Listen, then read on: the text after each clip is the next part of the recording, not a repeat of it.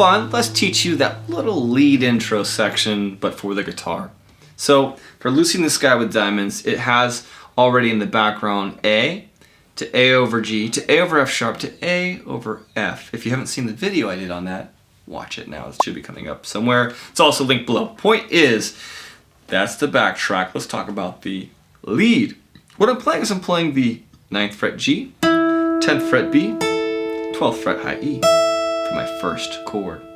By the way, we're only going to be playing the top 3 strings, G, B, and high E for this whole thing.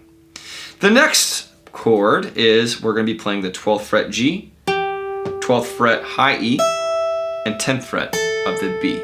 So make sure you make that little shape right there. So to recap, it's 9, 10, 12, just from G, B to high E, followed by 12, 12, 10, that's G to high E to B.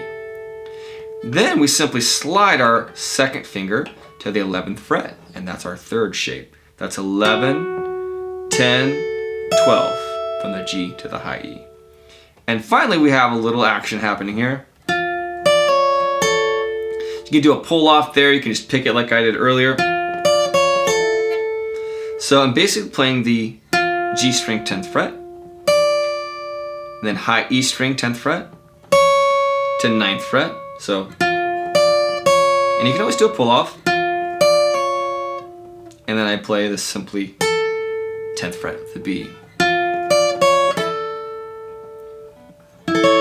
And that's your intro, you guys. Enjoy, have fun. Just thought it'd be cool to show you that. And if you guys liked it and you haven't seen the full lesson on how I play this song on the chords and singing and playing it, it's popping up again or down below. Thanks for watching. I'll see you guys in the next video.